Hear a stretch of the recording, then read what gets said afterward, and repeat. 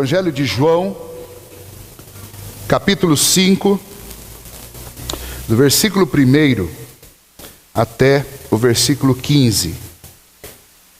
Eu farei leitura, apenas acompanhe aí em sua Bíblia. Passadas estas coisas, havia uma festa dos judeus e Jesus subiu para Jerusalém. Ora, existe ali, junto à porta das ovelhas, um tanque, chamado em hebraico Betesda, o qual tem 5 pavilhões. Nestes jazia uma multidão de enfermos, cegos, coxos, paralíticos, esperando que se movesse a água. Porquanto um anjo descia em certo tempo, agitando-a, e o primeiro que entrava no tanque, uma vez agitada a água, sarava de qualquer doença que tivesse. Estava ali um homem enfermo, havia 38 anos. Jesus, vendo-o deitado e sabendo que estava assim há muito tempo, perguntou-lhe: queres ser curado? Respondeu-lhe o enfermo: Senhor, não tenho ninguém que me ponha no tanque quando a água é agitada, pois enquanto eu vou, desce outro antes de mim. Então lhe disse Jesus: levanta-te, toma o teu leito e anda. Imediatamente o homem se viu curado e, tomando o leito, pôs-se a andar. E aquele dia era sábado. Por isso disseram os judeus ao que fora curada: hoje é sábado e não te é lícito carregar o leito. Ao que ele lhes respondeu: o mesmo que me curou me disse: toma o teu leito e anda. Perguntaram-lhe eles: quem é o homem que te disse: toma o teu leito e anda? Mas o que fora curado não sabia quem era, porque Jesus se havia retirado, por haver muita gente naquele lugar. Mais tarde, Jesus o encontrou no templo e lhe disse: olha que já estás curado. Não peques mais, para que não te suceda coisa pior. O homem retirou-se e disse aos judeus que fora Jesus quem o havia curado. Antes de nós continuarmos, eu gostaria de convidar os irmãos: passe o braço aí por trás de quem está perto de você, e nós vamos orar mais uma vez. Estou sentindo todo mundo muito frio hoje. Não sei se é o frio mesmo, ou se é a gente que está meio... E nós vamos falar sobre uma multidão de gente doente que não se enxergava. Nós vamos falar um pouquinho sobre uma religião que não via ninguém e que não era capaz de fazer nada por ninguém, cada um por si. Não dá para a gente falar sobre estas coisas estando aqui dentro da igreja também, cada um por si. Então, queria que você baixasse a cabeça nesse momento e ore pela pessoa que está aí do seu lado. Depois de alguns instantes eu estarei orando mais uma vez. Nós vamos pedir que Deus nos aqueça o coração e nos faça realmente entender qual a mensagem dele para nós neste texto. Oremos ao Senhor.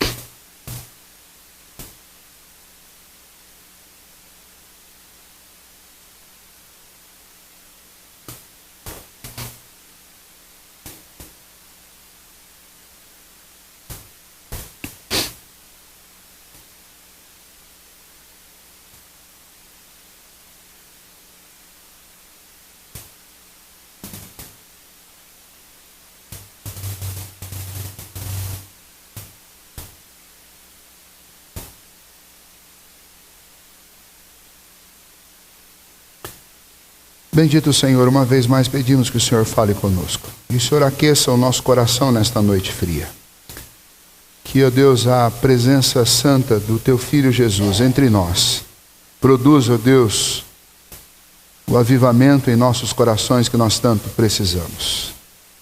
Que a presença, ó Deus, do Teu Santo Espírito em nós nos mova, ó Deus, a sermos mais calorosos uns com os outros, especialmente por conta daquilo que temos aprendido com o Teu Filho e com a Tua Palavra. E que a Tua palavra, ó Deus, nos alimente nesta noite e produza em nós, ó Deus, transformações, para que vivamos, ó Deus, sempre confiantes e cheios de fé e de fervor em Cristo, o Teu Filho, aquele que fez coisas extraordinárias quando estava encarnado entre nós e que continua a fazer através da vida dos Seus discípulos e que é poderoso, como a Tua palavra nos ensina, para fazer infinitamente mais do que tudo quanto pedirmos ou pensarmos. Assim também, ó Deus, que o Senhor nos visite nesta noite de forma poderosa, com, ó Deus, as curas, as transformações que cada um de nós precisa. Somos templo da habitação do Teu Espírito, mas apesar disso existem ainda deformidades, ó Deus, no nosso corpo, no nosso coração e na nossa alma. E precisamos, ó Deus, do poder sobrenatural do Senhor para experimentarmos, ó Deus, a cura e a transformação na nossa vida. Por isso, ó Deus, suplicamos ao Senhor nesta noite que o Senhor fale conosco e que o Senhor haja em nós, em nome de Jesus. Amém. Alguns dias atrás eu estava assistindo uma dessas muitas reportagens sobre o caos no sistema público de saúde no nosso país. E eu ouvi uma senhora falando algo com muito desespero e com muita tristeza e angústia, e que ela chegou ao hospital com seu esposo muito doente e passou a madrugada com ele no hospital, junto com uma outra multidão, aguardando pelo atendimento. E no final da manhã do dia seguinte, depois de muita espera, um médico apareceu e disse que atenderia 3 pessoas. E estavam esperando cerca de umas 30 pessoas. E então, realmente, ele escolheu mesmo algumas pessoas entre aquelas 30 e atendeu as 3 pessoas. Depois virou as costas, entrou no seu carrão e foi embora. E aquelas pessoas foram para casa descansar, comer alguma coisa, para voltar horas mais tarde, para esperar novamente que alguém as elegesse e desse para elas algum tratamento. Isso depois de contar, esta senhora estava falando, das muitas peregrinações entre vários ambulatórios de vários hospitais para tentar o atendimento. Falar sobre o caos no sistema de saúde dos nossos dias é algo assustador e quase que inimaginável. Agora, falar sobre o caos no sistema de saúde que nem existia nos dias de Jesus é algo absolutamente provável, porque naquela época você não tinha nem hospitais e nem médicos para cuidar da saúde do povo. E as pessoas se acumulavam em lugares místicos à espera de uma cura das suas enfermidades. Depois de gastarem por anos a fio os seus recursos em busca de supostos remédios, de supostos tratamentos extremamente arcaicos naquela época para estas enfermidades. O texto que nós lemos nesta noite fala um pouco disso, dessa realidade dura e terrível do primeiro século. Aliás, quando lemos os evangelhos, nós encontramos o Senhor Jesus realizando uma série de milagres. E alguns são registrados e outros, o próprio João diz que se fosse para escrever e para contar todos os milagres que Jesus fez nos seus 3 anos de ministério, faltariam páginas para relatá-los. Porque o que Jesus fez durante aquele povo foi atender, durante aquela época, foi atender a maior de todas as necessidades daquele povo naquele tempo. Obviamente, além da mensagem do Evangelho. A necessidade era a saúde pública. Então, por onde Jesus ia uma multidão de gente atrás dele esperando ser curada. E Jesus realmente curou muitos e muitos doentes naquela época. E o texto que nós lemos relata uma cura específica. E quando nós encontramos um texto como esse, no Evangelho de João, há um significado muito importante. Primeiro porque João, o autor deste Evangelho que nós acabamos de ler, ele não segue a mesma ordem de inscrição do Evangelho que os outros 3, Mateus, Marcos e Lucas. Aliás, João vai escrever este evangelho já no final do primeiro século, muito tempo, cerca de 50 anos depois da escrita dos outros 3 evangelhos. E João está escrevendo um evangelho para os cristãos do final do primeiro século, e João está escrevendo com o propósito de relembrar o que Cristo fez e o que Cristo disse, e com o propósito de animar a igreja do final do primeiro século, que já é uma igreja perseguida, que já é uma igreja fortemente influenciada pela mitologia grega, pela filosofia grega, pela idolatria romana e por uma série de outros elementos culturais dos romanos que tinham migrado para a Palestina e para a região da Ásia. As igrejas que não estavam mais, obviamente, em Jerusalém, nem ao redor de Jerusalém, agora estavam nas extremidades da Palestina e na Ásia Menor, estavam influenciadas pelo culto do judaísmo e estavam influenciadas pelos cultos pagãos, dos gregos e dos romanos. E João quer relembrar esta igreja a obra de Cristo Jesus, a superioridade de Cristo Jesus, quer relembrar a esta igreja o amor de Cristo Jesus, quer relembrar a esta igreja a salvação que há em Cristo Jesus. E então João escolhe, João não faz um relato exaustivo daquilo que ele viu e ouviu de Jesus, como os outros evangelistas. João escolhe alguns eventos específicos, algumas narrativas específicas para contar, para recontar para aquela igreja do final do primeiro século. Então significa que muito mais do que os outros evangelhos que contaram aquilo que nós precisávamos saber, João escolhe entre tudo que a igreja precisava saber sobre Cristo, escolhe aqueles milagres, aqueles eventos que são extremamente importantes para a vida da igreja, porque trazem uma mensagem que é urgente para uma igreja que está vivendo numa época de esfriamento espiritual, para uma igreja que está vivendo numa época de muitos enganos a respeito daquilo que foi dito e ensinado por Jesus, para uma igreja que está vivendo numa época em que ela está sendo perseguida, ideologicamente, no caso deles lá, fisicamente até. E então o que João relata é extremamente importante para nós, muito importante, por quê? Porque é uma seleção de mensagens que precisam ser consideradas pela nossa igreja. E então este relato do capítulo 5 tem lições importantíssimas para a nossa vida. Lições que nós vamos aprender junto a este tanque, chamado tanque de Betesda, que significa lugar de misericórdia ou casa de misericórdia. Junto a este lugar nós vamos aprender muitas lições. O próprio contexto em si já é uma lição dura para o nosso coração. O que o pecado fez com o ser humano? O pecado trouxe tantos prejuízos para a nossa vida, que é quase impossível de descrever de forma plena tudo o que o pecado nos causou. Mas a morte, por exemplo, é o salário do pecado.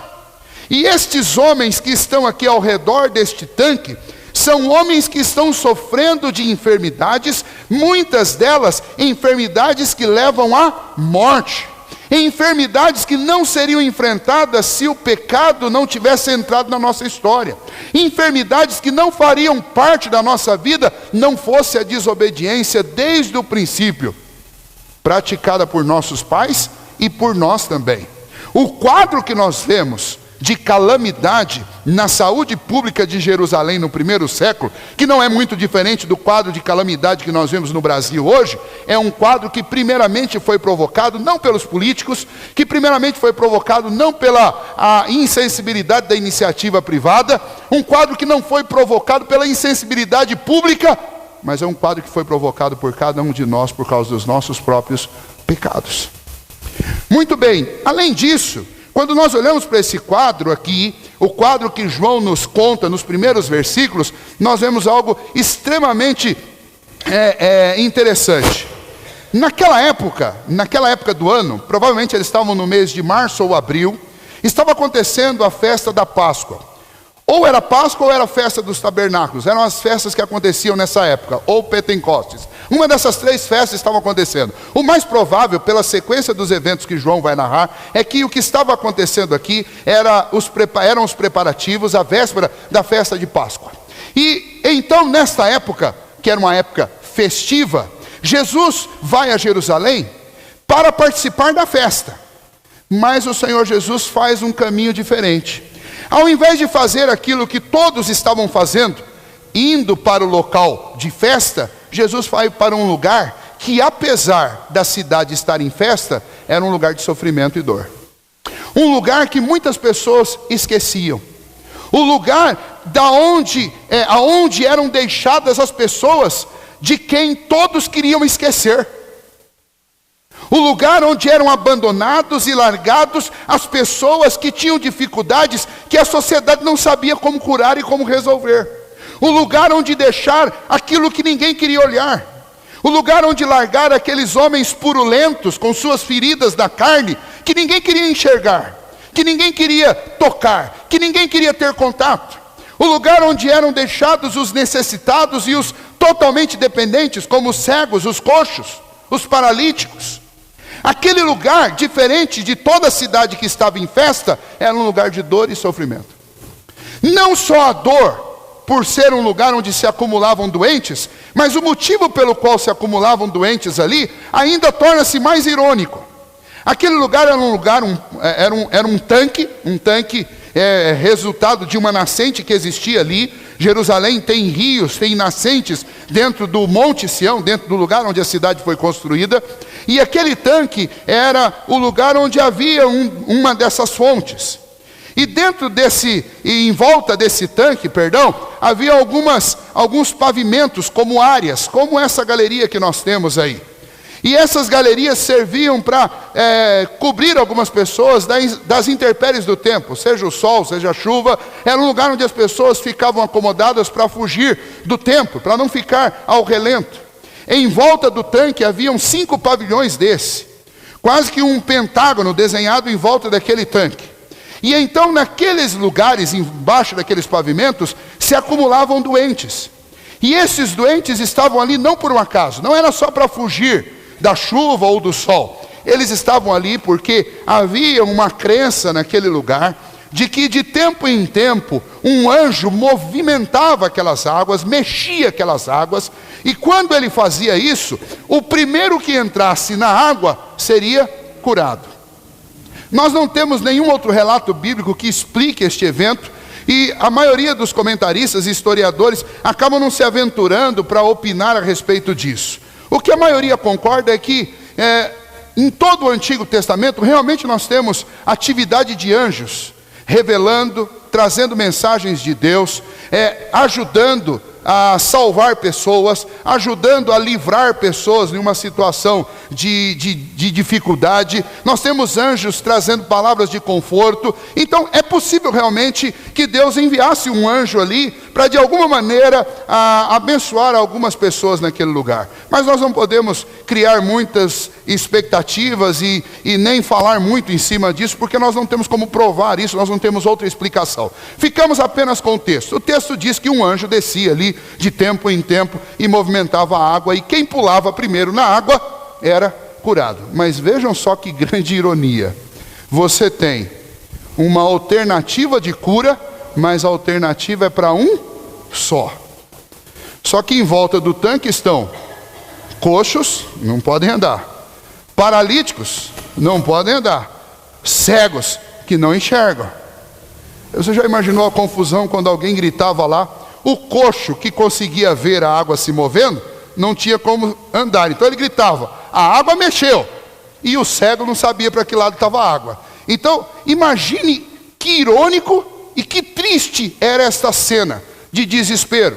Os familiares, para ajudar a colocar estes indivíduos na água, onde estavam? Não estavam. Porque igual a este homem, que estava com 38 anos, vivendo esta enfermidade, imagine que ao longo destes anos os familiares vão esquecendo. E a gente convive com isso e sabe disso hoje em dia. Quem já passou por uma enfermidade ou tem uma enfermidade crônica, ou alguém com enfermidade crônica na família, sabe que nos primeiros meses todo mundo vai lá, e todo mundo liga, e todo mundo participa. Depois de um ano, esse todo mundo já cai pela metade. Depois de 2 anos, cai para 10%. Depois de 38 anos, ninguém nem lembra que existe mais. Esta é a verdade. Os asilos, os lugares onde se cuida de pessoas enfermas ou idosas, estão abarrotados de gente que foi esquecida. Foi esquecida por quê? Porque não curava nunca, então largaram para lá. O mundo não era diferente do que ele é hoje, muito pelo contrário, era exatamente igual. E aquele lugar era um lugar onde ficava muita gente abandonada, gente doente, que cultivava uma esperança muito triste. Que esperança triste! Uma multidão de enfermos, dependentes, incapazes, esperando uma água que se mexia de tempo em tempo. E um só podia ser curado. Imagine o que era cultivar uma amizade à beira daquele tanque. Imagine aqueles enfermos conversando e sendo amigos. Amizade, amizade. Mas quando a água se mexia, é cada um por si e Deus por todos. Jesus escolheu não ir para a festa. Jesus escolheu ir para este lugar. E ao chegar neste lugar, o Senhor Jesus vai conversar com um homem. O homem que João relata aqui, que conta a respeito da história dele. E João nos ensina a respeito de algo que Jesus fez naquele tanque. Muito bem, algumas lições que nós podemos aprender neste ambiente, neste lugar tão irônico, e um lugar que tem muito a nos ensinar, porque este lugar foi palco para uma ação poderosa do Senhor Jesus. A primeira lição ao olharmos para esse texto é que o Senhor Jesus curou aquele homem. O Senhor Jesus é aquele que pode curar em qualquer lugar, em qualquer momento, quem quer que seja. E nós aprendemos através da pergunta que Jesus vai fazer, através desses versículos, e nós vamos, a partir agora do versículo 5 e 6, começar a viver essa história. Eu queria sugerir para você que a primeira lição é a seguinte: você pode ser curado. Por que cada um de nós podemos ser curado das nossas enfermidades? E nós vamos aprender isso com essa história. Porque o médico dos médicos está interessado na sua vida. Aquele dia, lá no tanque de Betesda, o Senhor Jesus foi lá interessado na vida daquelas pessoas que estavam lá. Aqueles que estavam esquecidos, aqueles que estavam abandonados, aqueles que estavam largados ali, mas não estavam nem esquecidos, nem abandonados e nem largados por Deus. O Senhor Jesus estava interessado na vida daquele homem. E eu posso afirmar que este mesmo Jesus, que nunca muda, porque Ele é o mesmo ontem, hoje e o será para sempre, este mesmo Jesus pode, assim como Ele curou aquele homem, curar também a sua vida, porque Ele está interessado em você, porque Ele está interessado em nós. Essa é a lição que nós aprendemos. Jesus foi ali, no meio daquela multidão de pessoas, Jesus olhou especificamente para um homem, chegou para ele, este homem que jazia ali há 38 anos, paralítico, coxo, doente com esta enfermidade. Jesus olha para ele e, vendo-o deitado, sabendo já que ele estava daquele jeito há tanto tempo, chega e pergunta para ele algo que parece ser um tanto quanto irônico: você quer ser curado? Imagine que se este homem fosse dar aquelas respostas como a gente costumeiramente dá, eu falar: senhor, o senhor está de brincadeira. Estou aqui na beirada desse tanque, não tem quem me leva lá, esperando um dia conseguir ser curado. 38 anos doente, o Senhor vem perguntar se eu quero ser curado.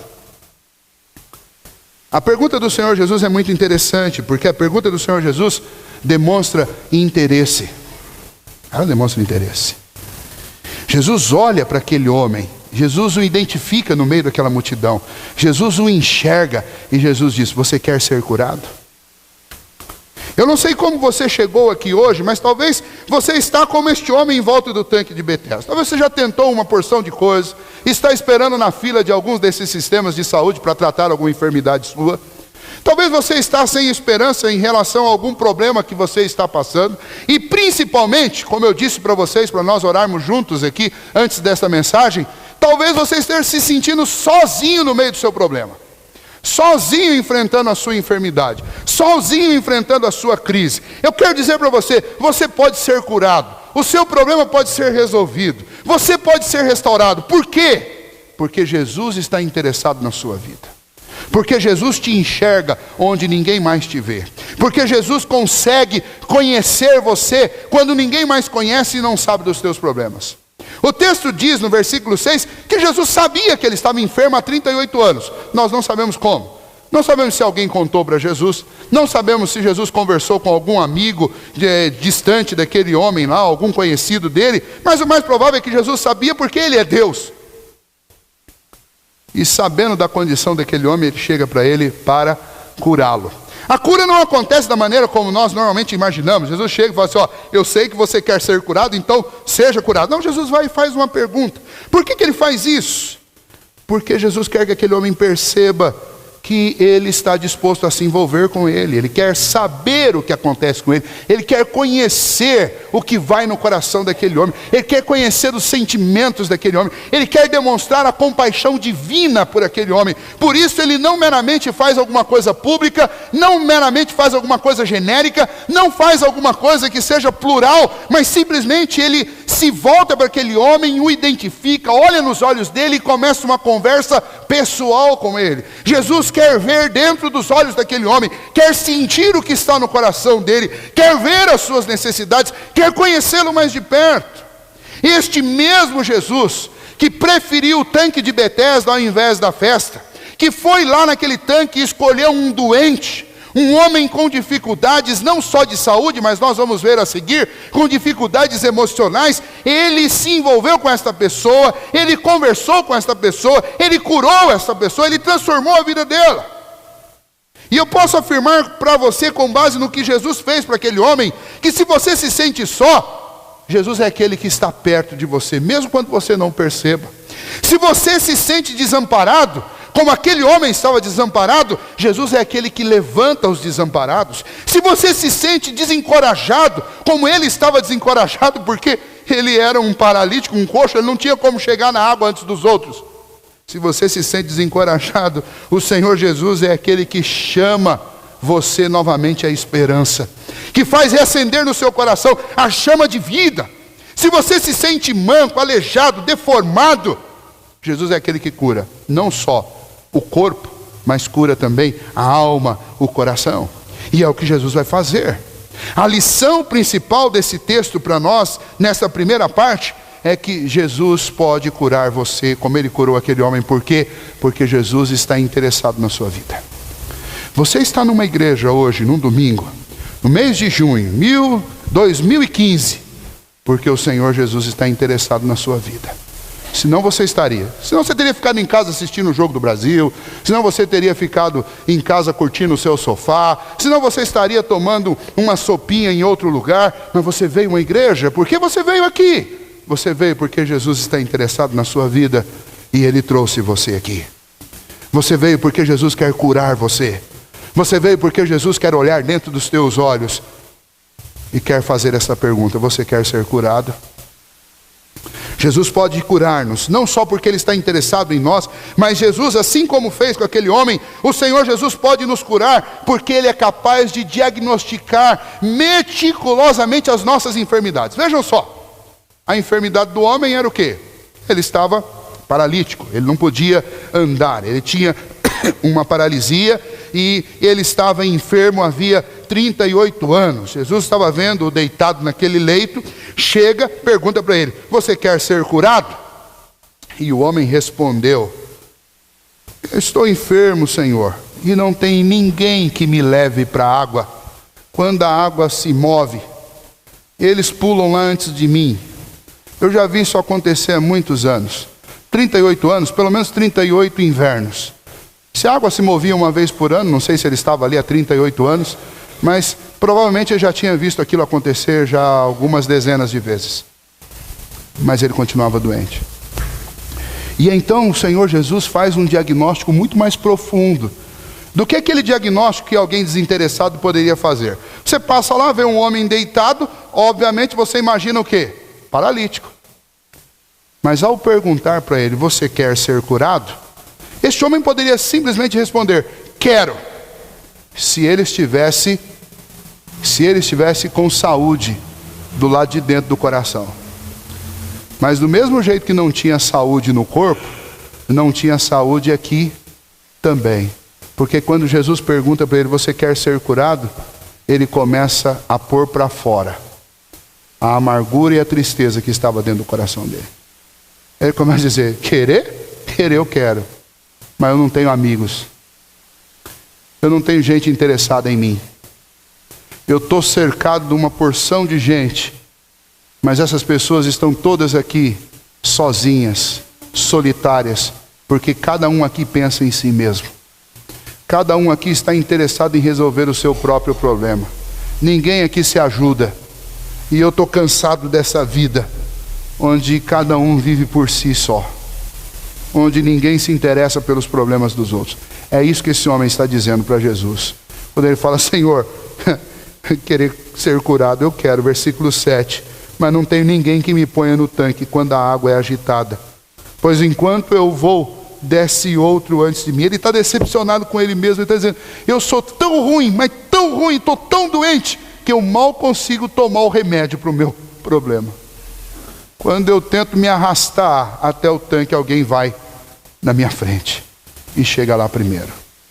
Jesus pode curar, como ele curou aquele homem, porque ele não simplesmente vem tratar daquilo que está na superfície. Ele vem tratar aquilo que está lá de dentro. Ele não é apenas o médico dos médicos, mas ele é aquele que pode fazer o maior de todos os diagnósticos. Eu fico impressionado quando, às vezes, eu preciso fazer um exame, eu vou ali no CEDISP, o Serginho faz o doutor Serginho faz aquele ultrassom, e ele enxerga tanta coisa e fica conversando com a gente, ó, você está vendo aqui? Eu falo, Serginho, não estou vendo nada. Só você que enxerga as coisas aí. Eu não vejo nada. Eu não entendo nada. Para mim é apenas uma televisão preto e branco muito mal acabada. Mas ele enxerga.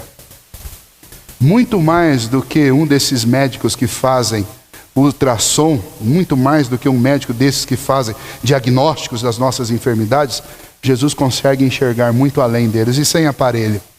Jesus enxerga o que está acontecendo no seu coração, na sua alma. Por que ele é o médico dos médicos? Porque ele é capaz de fazer os diagnósticos que nem você mesmo pode fazer. Jesus nos ajuda inclusive a reconhecer as nossas próprias enfermidades.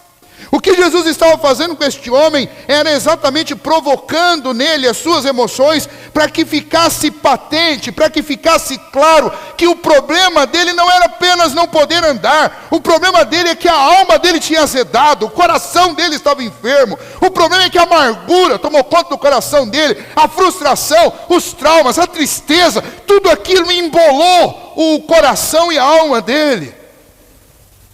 E a doença do lado de dentro era pior do que a doença do lado de fora.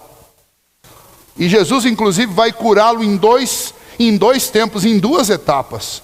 Vejam só, o que nós estamos encarando neste texto, é que este texto nos ensina, o tanque de Betesda, as lições que João quer ensinar à igreja, contando a história do tanque de Betesda, é que Jesus é aquele que pode curar não só as questões físicas, porque ele é o médico dos médicos, mas ele é aquele que pode curar a sua alma e o seu coração.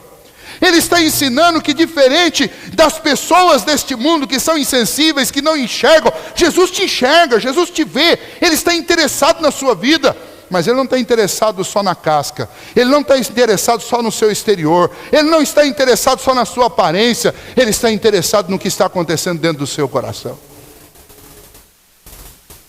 Talvez você chegou aqui andando e andando bem, com saúde, talvez você chegou aqui com força física, talvez você chegou aqui com toda a animação, mas Jesus conhece você por dentro. A gente é especialista em enganar os outros quanto ao nosso real estado. Então as pessoas chegam para a gente e perguntam assim, tudo bem você? Tudo bem. Por dentro você está um lixo. Está tudo quebrado, está tudo arrebentado, está chateado, está amargurado, está triste, está vazio, está sedento. Mas alguém pergunta se está tudo bem? Tudo bem. De vez em quando o rosto ou o semblante nos trai, mas a maioria das vezes a gente é tão bom nisso que a gente consegue enganar qualquer um.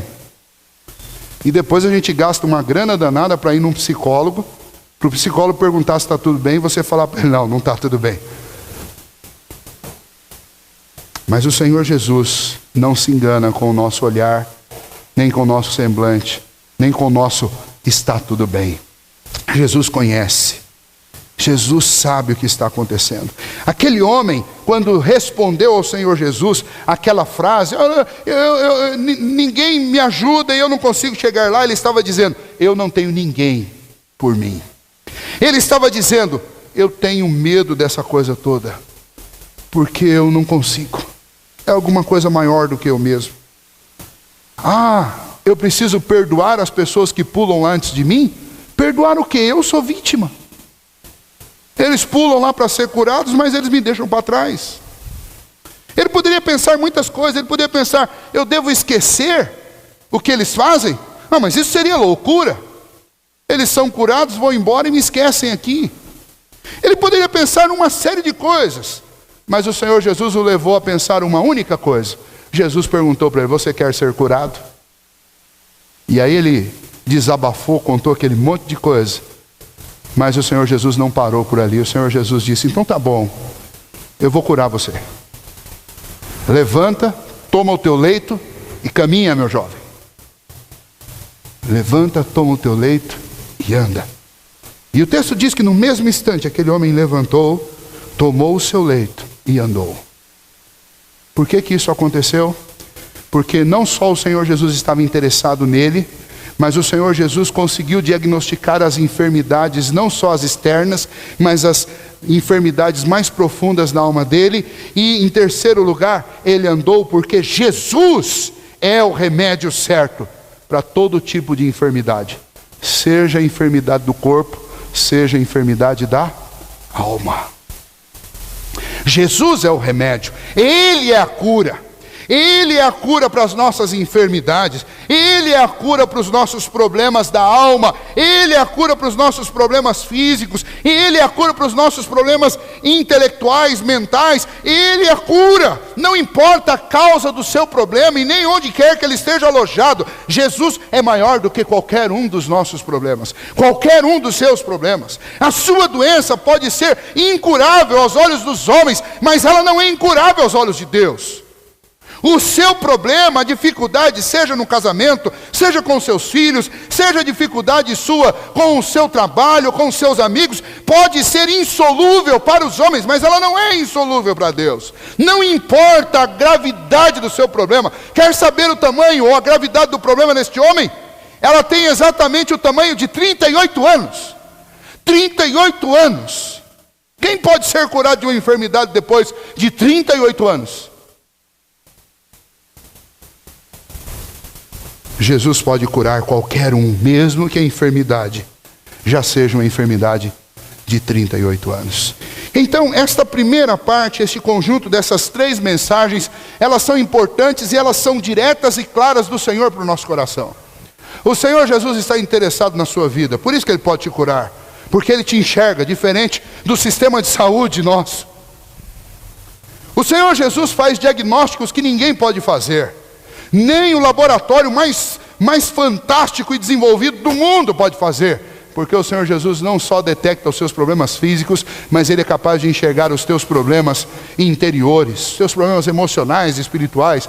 E hoje você está aqui, e o Senhor Jesus está aqui. O mesmo Senhor Jesus que identificou e curou aquele homem lá em Betesda, está aqui nesta noite. Você poderia estar numa festa, o Senhor Jesus poderia estar em qualquer outro lugar, mas você está aqui, e Jesus está aqui, e Ele está aqui, Ele pode curar você hoje. Porque também, em terceiro lugar, nós aprendemos que Ele é o médico dos médicos. Ele é o remédio para o seu problema. Ele é o remédio para a sua enfermidade. Muito bem, aquele homem foi curado do seu problema físico, saiu dali andando. O detalhe é que era um dia de sábado. E os judeus, eles eram extremamente rigorosos em relação ao judaísmo e à prática do judaísmo. E sábado era um dia que ninguém podia fazer nada, carregar nada, de maneira alguma. E aí alguns religiosos, e vejam só como o ser humano é mau, como o ser humano é terrível. Gente que provavelmente conhecia aquele homem. Gente que talvez já tinha passado por ali, ou gente que talvez até soubesse dos problemas dele. Enxergam ele indo para casa carregando, imagina a felicidade dele, não tinha colchão como nós temos hoje em dia, então provavelmente ele estava carregando uma esteira, um monte de pano velho, mas ele enfiou aquilo debaixo do braço e estava indo para casa feliz da vida porque foi curado. apareceu uma meia dúzia de religioso insensível, porque uma das principais características de gente religiosa é a insensibilidade. Gente crente de verdade em Cristo Jesus é amoroso, mas gente religioso, que é gente que gosta de igreja, mas não gosta de Cristo, e não gosta de gente também, é extremamente insensível. E uma meia dúzia desses insensíveis viram este homem indo para casa, feliz da vida, carregando aquele lugar onde ele ficou deitado durante 38 anos, e chamou ele: viu, por que você está carregando esses negócios? Hoje é sábado, você não pode carregar isso aí não, é pecado. Aí o irmão falou: viu, mas vocês não perceberam, mas eu estou andando, e o homem que me curou me mandou ir para casa e levar esse negócio embora. Quer dizer, em outras palavras, ele deu a dica, ele falou assim: ó, vocês não perceberam nada? O homem que me curou, era para todo mundo ficar feliz com ele, mas eles insistiram: não, qual que é o nome deste homem que nós vamos falar com ele? Onde já se viu mandar alguém carregar alguma coisa no sábado? Ou seja, é bem a cara de religioso mesmo, não enxerga nem o problema, e depois quando Deus soluciona o problema, também não enxerga a solução. Não chora com quem está chorando, e não ri com quem está sorrindo. É o típico religioso. Isso não tem nada a ver com Bíblia, isso não tem nada a ver com Cristo, e não tem nada a ver com a religião que o Senhor Jesus nos ensinou. Mas está cheio, o mundo está cheio de gente assim. Muito bem, aqueles homens ficaram inquirindo e querendo saber quem era. Mais tarde, imagine a felicidade deste homem, que não podia participar da festa porque ele tinha que ficar lá no tanque esperando para ser curado. Agora o que ele faz? Deve ter ido para casa, tomou um bom banho, trocou de roupa e vamos para a festa, que eu nunca participei da festa da Páscoa porque eu não podia entrar lá. E chega no templo, e quando ele chega no templo, Jesus estava lá de novo. E ele deve ter ido lá falar com Jesus: Jesus, estou aqui, agora, estou aqui, estou são, estou feliz, vim aqui adorar a Deus. Aí Jesus disse para ele: olha, agora eu preciso te fazer um alerta. Vai e não peques mais, para que não te aconteça coisa pior. Jesus tinha uma maneira de pregar o evangelho e chamar as pessoas ao arrependimento, uma maneira muito diferente do que a gente faz hoje. As palavras de Jesus eram poucas, mas objetivas, claras e extremamente poderosas para mudar pessoas. O que Jesus estava dizendo para ele não é que aquele problema de 38 anos era resultado de um pecado específico que ele tinha cometido, e agora Jesus está falando: não faz de novo, porque depois não vai ter jeito. Não é isso que Jesus está dizendo. Jesus está dizendo: olha, tem algo muito pior do que viver 38 anos paralítico. Então para com esta vida entregue ao pecado. Para com esta religião vazia, essa religião sem sentido. É hora de você se converter dessas coisas, porque senão tem algo muito pior do que ficar doente do corpo e do coração e das emoções. Jesus está fazendo uma referência indireta ao quê? Ao castigo eterno que está preparado para aqueles que vivem sem Cristo neste mundo. E aí Jesus vai e diz: vai e não peques mais. E quando fala em pecado, a gente já pensa naqueles pecados cabeludos. Mas é óbvio que pelo contexto, o pecado que Jesus está fazendo ou sinalizando ali, é exatamente o pecado que estava sendo cometido por aqueles religiosos, o pecado da insensibilidade, o pecado de não enxergar as necessidades das pessoas, o pecado de considerar rituais cerimoniais como a guarda do sábado superior à obra de Cristo. E então Jesus estava dizendo para aquele homem: muda de atitude, viva como eu estou vivendo, viva no amor, para que você não experimente coisa pior do que esses 38 anos de paralisia. Pois bem, mas daí aquele homem ficou sabendo quem era Jesus. E então, ele novamente encontra-se com aqueles religiosos. Os religiosos perguntam: e aí, descobriu o nome dele? É Jesus. E aí, eles já sabiam quem era Jesus, obviamente. E eles vão lá inquirir Jesus. Bom, viu? Quer dizer que o senhor curou o cidadão que estava há 38 anos lá. É muita ironia, né? Mas é isso mesmo. Leia a partir do versículo 16. E os judeus perseguiam Jesus porque fazia estas coisas no sábado. Mas ele lhes disse: meu pai trabalha até agora e eu trabalho também. Por isso, pois, os judeus ainda mais procuravam matá-lo, porque não somente violava o sábado, mas também dizia que Deus era o seu próprio pai. Estes insensíveis religiosos, pecadores, candidatos ao inferno, foram falar com Jesus. Mas por que o senhor está curando? E está curando no sábado. Gente, já imaginou que coisa irônica e quase inacreditável? O tanque que resolve o problema de uma pessoa de tempo em tempo, ninguém reclamava, ninguém se incomodava com aquele monte de gente empilhada lá sofrendo. Mas Jesus ia lá e curava um no sábado. Ah, não pode. O senhor está curando no sábado. E Jesus disse: meu Pai trabalha até hoje e eu também. E aí eles ficaram indignados e queriam matá-lo. Por quê? Porque não só Jesus violava o sábado deles, mas também dizia que era filho de Deus.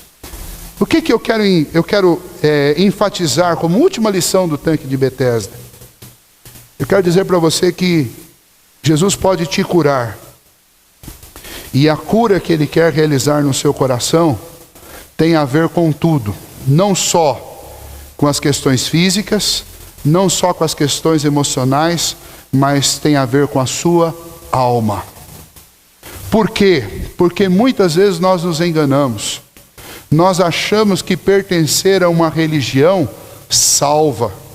Nós achamos que guardar alguns ritos salva. Nós achamos que frequentar a igreja num dia determinado é o suficiente para sermos salvos. Nós achamos que ser membro de uma determinada denominação te dá a garantia e a chave do céu. Deixa eu dizer para você, nada disso é garantia alguma. Esses judeus zelosos da sua tradição, da sua religião e do seu culto, são chamados por Jesus de sepulcros caiados. Gente que tem aparência de beleza, mas se você olhar do lado, você vai ver uma fissura, e o que tem do lado de dentro é só aquilo que é podre. O que Jesus está mostrando nesse texto, que não é nem o tanque de Betesda e nem é a religião judaica que salva. Quem salva é Cristo. Ou Ele é o Senhor das nossas vidas, ou nós estamos perdidos. E não importa quão zeloso você seja. Talvez você seja daqueles que marcam ponto na igreja. E é bom você ser participante de todas as atividades que uma igreja tem. Mas se a sua confiança estiver colocada sobre a estrutura de uma denominação, ao invés de Cristo Jesus, você está perdido. Porque o único que é capaz de curar a alma do homem é Cristo.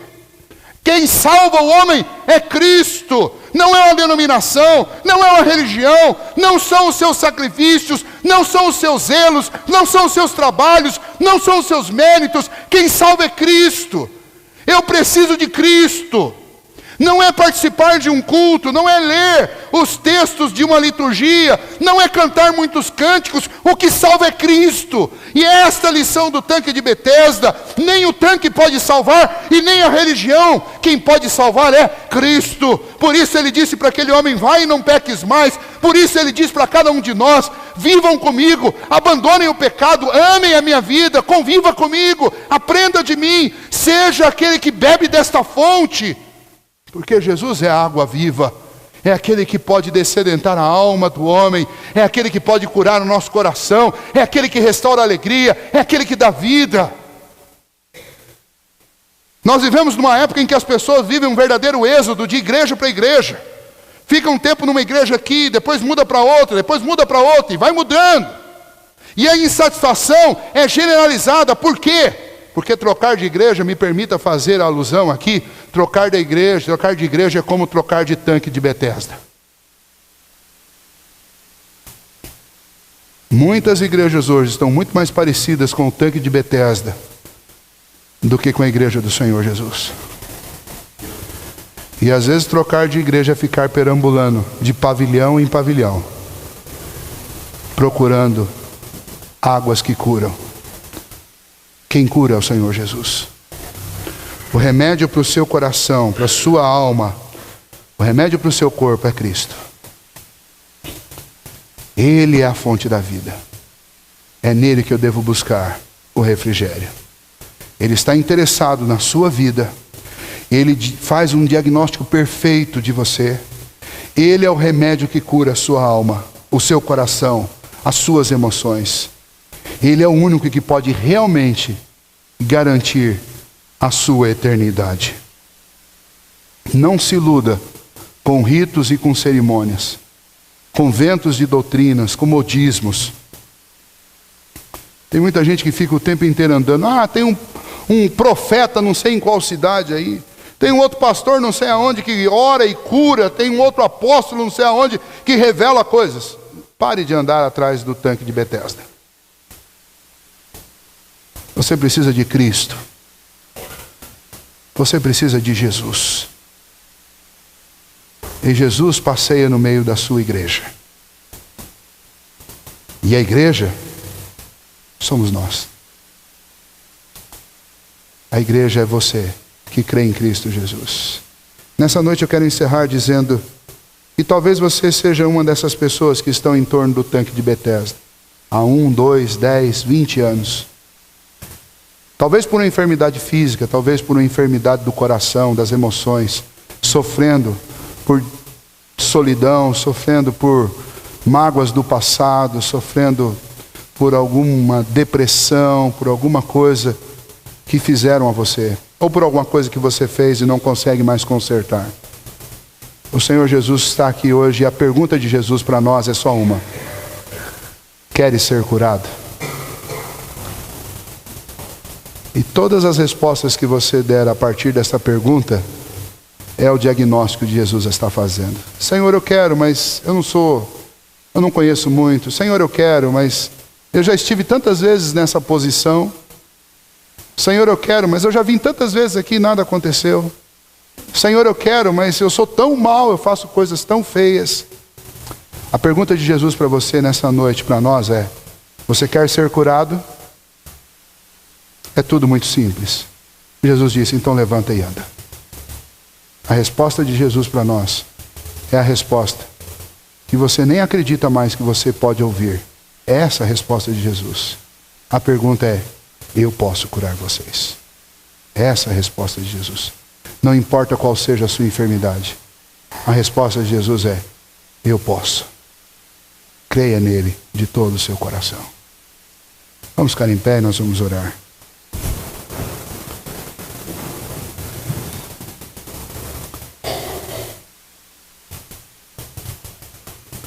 Senhor Deus, de certa forma todos nós estamos à beira de um tanque de Betesda. Todos nós estamos em busca de misericórdia. De certa maneira todos nós, ó Deus, não conseguimos responder à pergunta do Teu Filho Jesus com a resposta simples, porque todos nós temos outras enfermidades não tão óbvias assim. Enfermidades do coração, das emoções, da alma. E nesta noite, ó Deus, fazendo uma releitura do que João disse à igreja lá no primeiro século, uma igreja sofrida, uma igreja perseguida, uma igreja enfrentando muitos enganos, uma igreja sendo tentada a confiar nos seus próprios méritos. Foi para essa igreja que João repetiu esta história. E é para nós também. E a pergunta deste texto para o nosso coração é a pergunta de Jesus: queres ser curado? Ó Senhor, o Senhor sabe a resposta que cada um dos meus irmãos está dando a esta pergunta agora. O Senhor sabe a resposta que eu estou dando a esta pergunta ao Senhor. O Senhor sabe, ó Deus, as inúmeras justificativas, as inúmeras desculpas e as inúmeras reclamações que vamos fazer ao responder esta pergunta, como aquele homem fez. Respostas, ó Deus, que apenas demonstram o quão profundas e o quão internas são as feridas que vão na nossa alma. Mas a oração que fazemos, ó Deus, é assim como o Senhor disse para aquele homem: levanta e anda. Que cada um de nós possa ouvir nesta noite a resposta do Senhor. A resposta do Teu Filho Jesus ao nosso coração. Levanta e anda. Levanta da amargura, levanta dos traumas, levanta desta solidão, levanta deste lugar onde nós desfrutamos de tristeza e dor, levanta e anda. Ó Senhor, que nós possamos ouvir essa resposta claramente no nosso coração. Que o Senhor, que é poderoso para fazer infinitamente mais do que tudo quanto pedimos ou pensamos, que o Senhor produza a cura, Deus, seja de qual ordem for na nossa vida agora. Mas principalmente a minha oração nesta hora, Deus, é que o Senhor produza aquela cura da alma. Aquela cura, Deus, que nós chamamos também de conversão do coração. Para que, Deus, a gente deixe de colocar a confiança no tanque. Para que a gente deixe de colocar a confiança nos nossos próprios méritos, nos nossos sacrifícios. Que a gente deixe de colocar a confiança nas nossas denominações. Que a gente deixe de colocar a confiança nos elementos de culto que cultivamos às vezes dentro da nossa própria casa. Que o Senhor converta o nosso coração dessas coisas todas e que o Senhor nos converta a Cristo Jesus. Que nós olhemos para Jesus, ó Deus, como o autor e consumador da nossa fé, como o único que pode realmente salvar-nos do castigo vindouro e eterno para aqueles, ó Deus, que viveram completamente envolvidos e iludidos com este mundo e inclusive com as próprias religiões, ao invés de entregarem-se completamente a Jesus. Que assim nesta noite, ó Deus, se alguém aqui ainda não tem um coração rendido plenamente a Cristo e não depende ainda única e exclusivamente de Cristo, que o Senhor promova a cura da alma, como o Senhor curou aquele homem naquele dia, não só dos seus males físicos, mas também, ó Deus, dos seus males emocionais e espirituais. Que assim, ó Deus, o Senhor promova a cura nas nossas vidas. Que a gente possa caminhar, ó Deus, para fora dos pavilhões, tanto do tanque de Betesda, quanto da religião, que simplesmente é nominal, e passarmos a viver a religião pura e verdadeira para com o Senhor Jesus Cristo. Que assim, ó Deus, o Senhor nos abençoe nesta noite. Que o Senhor derrame em nosso coração esta fé viva e verdadeira, para crer em Cristo Jesus, e crer que a palavra de ordem do Senhor, de cura para a nossa vida, já foi ordenada do teu trono de graça, porque a tua palavra diz que nós devemos buscar o teu trono de graça nas ocasiões oportunas, porque de lá há a resposta para o nosso coração. Que assim, ó Deus, cada um receba a resposta do Senhor para o seu clamor nesta noite. Que, ó Deus, todos nós sejamos curados aonde estamos enfermos. É a oração que fazemos a Ti nesta hora. E já Te agradecemos pela certeza que temos da resposta do Senhor para a nossa vida. Em nome de Jesus. Amém.